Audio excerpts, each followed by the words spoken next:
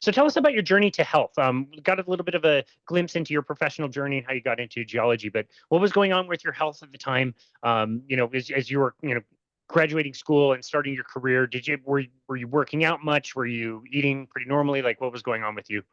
So when I was about 30, I started looking into supplementation because I was afraid, at 30, I'm so old, I'm going to be dead soon. So I started doing a bunch of supplementation and reading on that.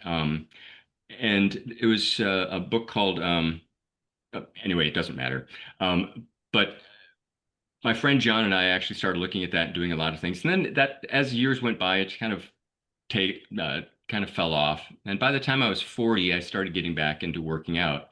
And so another friend of mine and I were in my basement. I had a whole bunch of free weights, and at the time I probably weighed like about what I do now, but I don't think I was anywhere near as muscular. Um, so about 150, and I was able to bench press 325 Wow. on a one-time rep. And so then I snapped my long head bicep tendon, and that sort of brought an end to that. So for 25 years, I really didn't work out at all. And I sat in a desk as an IT professional, both in Minnesota and then when I moved out to the Seattle area. And so my body just really got soft. I got the muffin top and everything, and I just felt like, yeah, I'm getting old. Just look at me. And so I actually had the foresight to take some pictures of myself, starting sort of when I was thinking, okay, I'm going to do something about this. And that's kind of when I looked into the fasting. Intermittent fasting seemed to give some results pretty quickly. I was maybe able to lose like a couple of pounds. I thought, okay, that's significant for just skipping breakfast. So then I started really getting into fasting. I got Jason Fung's book, and that's when I did the 206 hours in just a couple of weeks. It was like a 40-hour fast, a 50-hour fast, a 36, and a 72, all just back to back almost. And the weight just fell off. And I'm sure that I probably lost a little muscle mass at that time. Um, because when you don't eat for that long, I mean, clearly something's going to be lost. But after that, that's when I started some physical therapy on my shoulders. And so I was starting out with just the elastic kind of ribbons. And then I started noticing, even just by using those, that even my posture was starting to improve. And so then I went to the elastic bands, the heavier, wide ones, and started working with those. And got to a point where, gosh, that's kind of getting easy too. I think I need to push this. So I got a Bowflex machine and bought as many bows as I could for that, and then maxed that out. And actually, I was seeing some good improvement on that. Then when I retired, as I mentioned, I started the YMCA here, and working with free weights and really pushing to failure has really created some amazing changes in especially my shoulders and things. So Yeah, clearly. yeah. And then Like I the said, whole diet, go ahead. yeah, then the whole diet thing too. I started learning about keto, and I don't think I have enough discipline to do full keto, because an amazing diet that has so many benefits, both mentally and physically, because we start burning fat. And what we're trying to get rid of is fat. So if our bodies get used to that, become fat adapted, we can just burn like crazy. And creating ketones for energy is really a wonderful thing too, because they're used by our brains and everything else. They have about the same caloric count as glucose. But the thing is, if we don't use ketones, they just get breathed out or we pee them out. They don't get stored again. So you take fat, you break it up with beta oxidation, two at a time, two carbons come off of the fat each time, and they get turned into energy. And if they don't get used, and if they're ketones, they just go away. And it's just so wonderful. Yeah.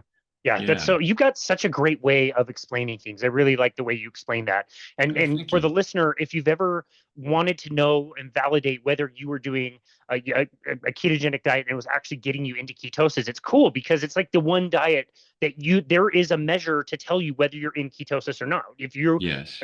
can measure ketones, you're in ketosis. Like no other diet, you can't like check your Mediterraneans to see if you're doing a Mediterranean diet correctly or Right. anything else, Yeah. a South Beach, whatever. And a lot of people would think like, okay, I want to test this out, so I'm going to use urine strips. For the listener, if you've ever tried to do that, it will definitely work in the beginning. But what Greg just explained perfectly is initially your body has no idea what these things are. It's using fat, it's breaking them down into these ketones. But like you said so perfectly, it's getting wasted through the breath. You're urinating them out. And so it can be really frustrating because these strips, the urine strips, will work amazing in the beginning. And then 3, 4, 5 weeks later, as your body's adapting, not only is it not Right. making as many, it lowers the amount that it makes, but it also uses everything that it makes. And those two things level out and you just stop wasting nearly as much as you were before. So thank you for explaining that. Yeah. That's a really good point. Yeah. Yeah. Yeah.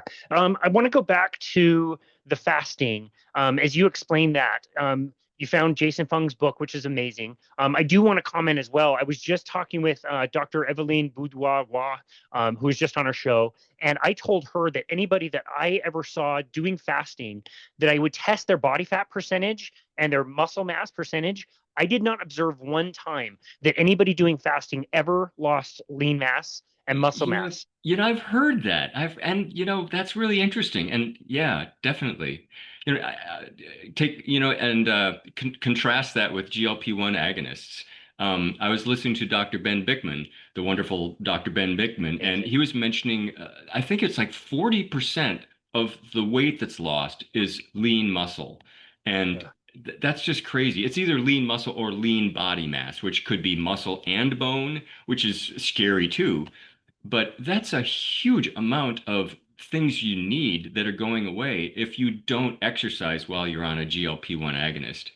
Yeah, and like you said earlier, focusing on protein as well is so Exactly. important. When Right. when you when you finally found the information about intermittent fasting, would you say you knew a lot about eating as far as like the standard kind of recommendations, or just not really necessarily on your radar? Yeah, my eating was pretty much I was still eating a lot of rice, a lot of pasta, bread. I was thinking if I make my own bread, it's got to be good for me. If I make my own pasta, it's got to be good for me. And but it's still just a bunch of carbohydrates, and carbohydrates are just these long chains of glucose. And when you put them in your mouth, they just chop up into glucose. So it's just like taking a spoonful of sugar instead of a piece of bread. You might as well. A piece of bread is 6 teaspoons of sugar. Take 6 teaspoons of sugar and toss it in your mouth. It's the same thing. And your body just goes crazy. Insulin goes way up. And you start storing all that. If at the best, it stores as glycogen in our liver and muscles, and we get to use that for energy. But when you start taking it in, it stores as fat. And what's really interesting is how those carbohydrates, they can be converted by our livers. Our livers are amazing. They can be converted by our livers into long chain fatty acids and saturated fatty acids. So when we eat a lot of carbohydrates, the reason our triglycerides go up is because all of that fat that's being created by our liver is going out to be stored. So our triglycerides in our bloodstream go up as we, eat more and more carbohydrates, and we wonder, why is fat going up when we're eating carbs? Well, it's because our body creates palmitic acid and stearic acid and oleic acid, which is a monounsaturated fat. So it stores all that. And so we're told we're not supposed to eat saturated fat, but it's the very kind of fat that our body stores for our survival. And to say it's bad to eat that, I don't understand. It's what our body makes to keep us alive.